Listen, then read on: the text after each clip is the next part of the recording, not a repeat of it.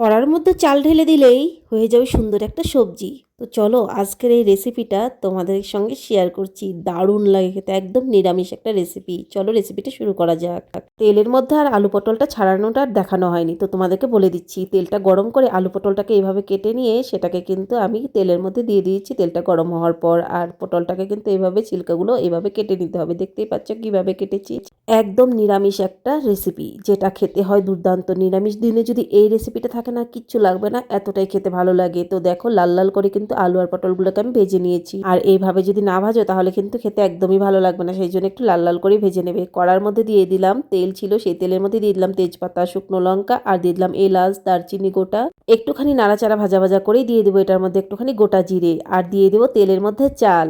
ভোগ চাল নিয়েছি কিন্তু অবশ্যই। আর ভোগ চাল আমি কিন্তু আলু পটলের হিসাব মতোই নিয়েছি, ওই ছোট বাটির মানে আধা বাটি নিয়েছি। আর দিয়ে দিলাম ধনে গুঁড়ো, জিরে গুঁড়ো, লঙ্কার গুঁড়ো, পরিমাণ মতো হলুদ গুঁড়ো। এই রেসিপিটার নাম হচ্ছে চাল পটল। এই চাল পটলটা বানাতে অবশ্যই কিন্তু গোবিন্দভোগ চাল ইউজ করব। গোবিন্দভোগ চাল ছাড়া কিন্তু একদমই ভালো লাগবে না। তো মশলাটা যাতে পুড়ে না যায় সেই খেয়ালটা রাখতে হবে, সেই জন্য একটুখানি জল দিয়ে কষিয়ে নিচ্ছি। আবার একটুখানি জল দিয়ে কিন্তু মশলাটাকে কষিয়ে নেবো, নইলে কাঁচা গন্ধ থাকবে একটা জিরের, ধনে, হলুদ যেগুলো দিয়েছি আর কি, সেই জন্য একটুখানি জল দিয়ে দিয়ে কষিয়ে নিলাম। দেখো সুন্দর এইভাবে মশলাটাও সুন্দর কষে যাবে। আর প্রথমে তো দেখলেই চালটাকে কিন্তু আমি ভেজে নিয়েছি। চালটাকে ভাজা মানে হচ্ছে গিয়ে একটুখানি যখন সাদা সাদা হয়ে যাবে চালটা, বুঝে যাবে যে চাল ভাজা হয়ে গেছে। পরিমাণ মতো জল দিয়ে দিলাম, যেহেতু চাল দিয়েছি চালটা তো সেদ্ধ হতে হবে।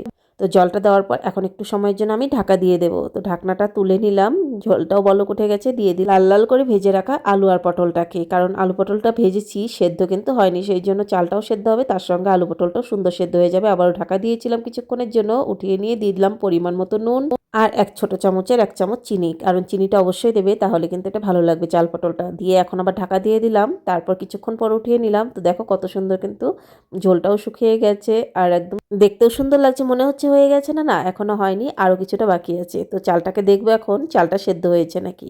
তো দেখলাম যে চালটা সেদ্ধ হয়েছে, কারণ এইভাবে এতটুকু যদি ঝোলে নামায় তাহলে একদম শুকিয়ে যাবে আর খেতে ভালো লাগবে না। কারণ ঝরঝরাটা খেতে ভালো লাগে না, একটু গা মাখা থাকবে তাহলে কিন্তু ভালো লাগবে। সেই জন্য আমি একটুখানি গরম জল দিয়ে দিলাম। আর গরম জল দেওয়ার পর এখন তো গরম জল যেহেতু, বলক তো তাড়াতাড়ি উঠেই যাবে। তো আর একটু নাড়াচাড়া করিয়ে নিয়ে 2 মিনিটের মতো আমি কিন্তু বলক উঠিয়ে নেবো এটাকে। তো তোমাদের যদি আইডিয়া না পাও পরে কিন্তু সেক্ষেত্রে গরম জলটা ইউজ করতে পারো অবশ্যই। তো দেখো ঝোলটা বলক উঠে গেছে, দিয়ে দিলাম ঘি। আসলে আমার প্যাকেটের মধ্যে অনেকগুলো ঘি ছিল, তো ঠান্ডা এখানে যেহেতু, সেই জন্য ঘিগুলো কিন্তু আর গলেনি। ঘিটাকে গলানোর জন্য প্যাকেটের মধ্যে গরম জল দিয়ে দিয়েছিলাম, ঘিটা গলে গেছে, সেই ঘিটাই দিলাম। আর কিন্তু এখন কিন্তু দিয়ে দিলাম লঙ্কা, কাঁচা লঙ্কা দিলে একটা সেন্ট আসবে সুন্দর। আর গ্যাসটা অফ করে দিয়ে দেবো গরম মশলা গুঁড়ো।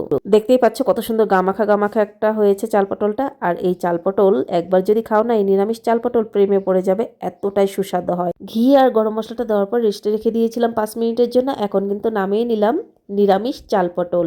নিরামিষ দিনে পেঁয়াজ রসুন ছাড়া এই নিরামিষ চাল পটলটা সত্যি বলছি অসাধারণ লাগে খেতে। যারা নিরামিষ খেতে পারো না, একটু অসুবিধা হয়, এই ধরনের রেসিপিগুলো কিন্তু নিরামিষ দিনে বানিয়ে অনায়াসে খেতে পারো।